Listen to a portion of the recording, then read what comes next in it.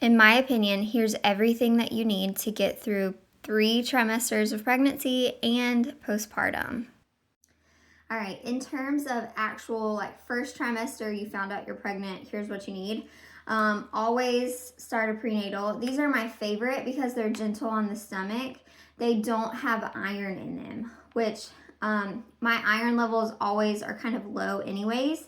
So I liked that this one didn't have an iron and I could take an iron later in the day. Sometimes with prenatals that have iron in them, it can like upset your stomach a little bit. So I bought these prenatals and then I would take a slow release or a gentle iron and I would take them at differing times throughout the day. So I would take my prenatal in the morning and my iron at night right before I went to sleep. So if you have found that to be the case with your prenatals, maybe you can try that and see if it helps. Also, first trimester, I needed Unisom. I've never dealt with morning sickness. Unisom is supposed to help with morning sickness, but I have the worst insomnia in pregnancy, both in first trimester, second trimester, and then in third trimester. Like your dreams are crazy. You're waking up all the time, going to the bathroom all the time. So I usually take like half a tablet, and I don't really need the whole thing.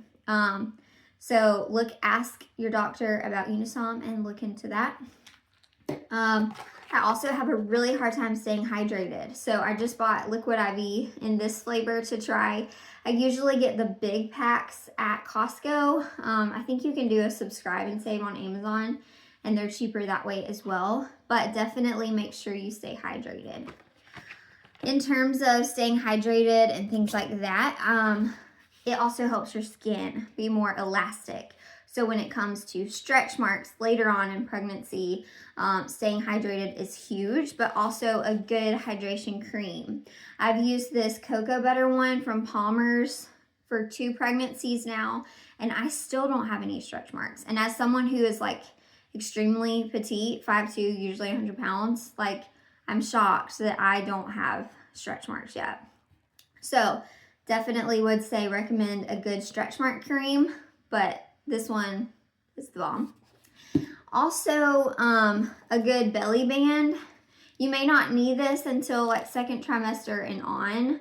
I usually needed it maybe from like 25 weeks and up.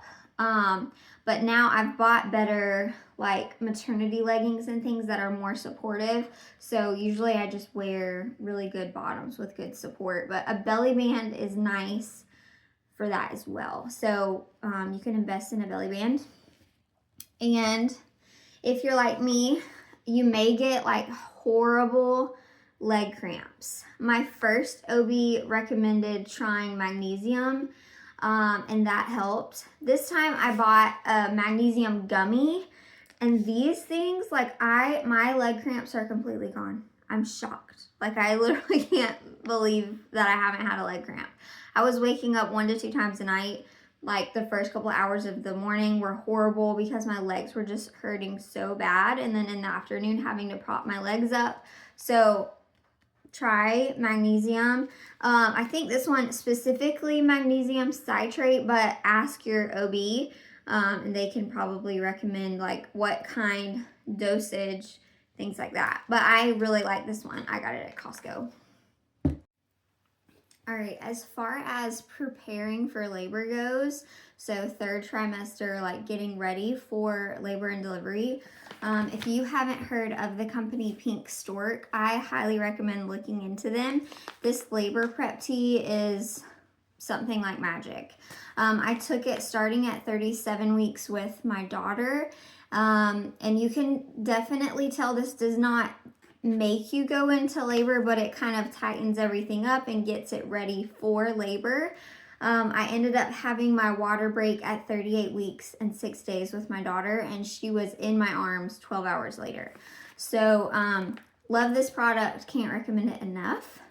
The other thing I would suggest you doing before going into labor is later into your third trimester, if your doctor says it's okay, to hand express colostrum. This almost seems like it made my milk come in faster by doing this. You can freeze it before you go to the hospital. My sister-in-law actually told me to do this before having my daughter. She had a son like 3 weeks before me. He needed like to be in the bilirubin lights or the Billy lights for like 4 or 5 days in the hospital. And so if she had collected her colostrum, she said she could have helped kind of get him out of that and go home from the hospital faster. So I did not buy actual colostrum collectors last time. I just bought like medical grade syringes, and because they were plastic, they didn't like freeze the best. So I bought actual colostrum collectors this time, and so I'm excited to get to use these in the next couple weeks. Another thing that is good for during pregnancy, but also after you give labor in that postpartum, is Epsom salt. I use actual Epsom salt when I'm pregnant, just again, because my leg cramps are so bad and it helps like my muscles to just relax. But Dr. Teal's actually has one that has witch hazel in it. So I couldn't find it. This is what I have on hand right now because I'm, a big bubble bath fan.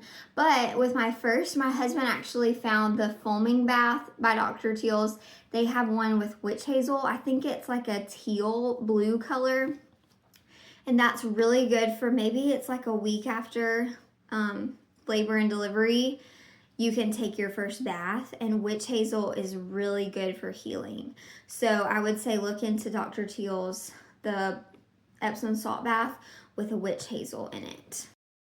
In terms of things that you need at the hospital, my hospital provides non-slip grippy socks. I have some at home that I wear around the house, but these grips are like super grippy. So your hospital might provide them, but if not, make sure to just pack a pair because they want you to wear something with a non-slip sole at the hospital.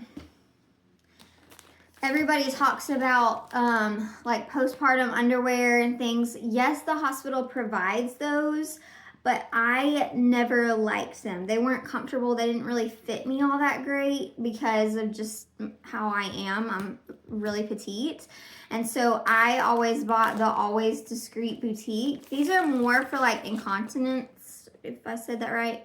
But they're really just like disposable underwear with a pad in them. So they're nice to wear like after you get past those, they're big enough to fit ice packs in them, the maxi pads and all of that. Like they're stretchy enough to fit all of that. They're just really nice to have on hand. And then even after you get past the maxi pad stage, like these still have like a built-in pad in them for if you're still bleeding a little bit weeks after. So I recommend these. 4 other things, because one hasn't come in the mail yet, that you're gonna need postpartum healing.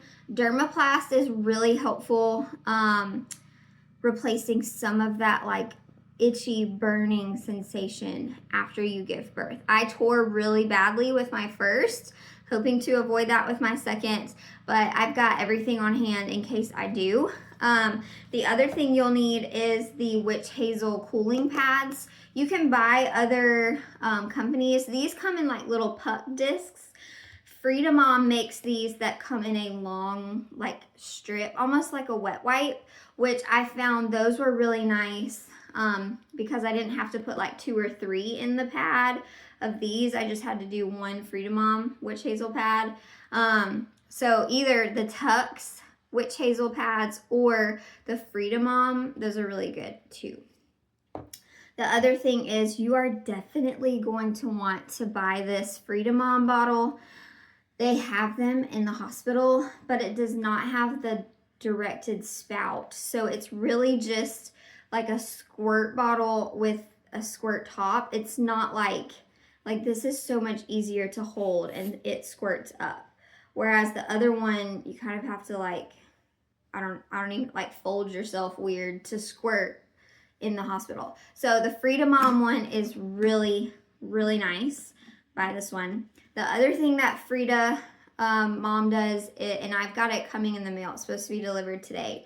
They have a witch hazel foaming gel, and that's what I would put like on top of my witch hazel cooling pads.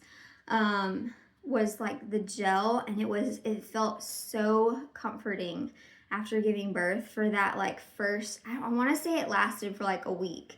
So I used it in the hospital, at home, and then I ran out of it, and I didn't really need it to buy again, but I've already purchased it again for this time. And then the last thing that you're gonna need is a nipple butter or a nipple balm or some kind of something for breastfeeding. If you're planning on breastfeeding, you're going to be raw and hurting. And so pack something, whether it's the like lanolin, or like this one I have is organic. So it's the Mom Balm by Pure Haven Baby. I've also done pure lanolin, like I'm taking Aquaphor, just like you're gonna need it, just trust me. So throw this in your hospital bag because you'll probably want that if you are planning to breastfeed. My affiliate link is below if you need any of these things for pregnancy or postpartum. Congrats, mama.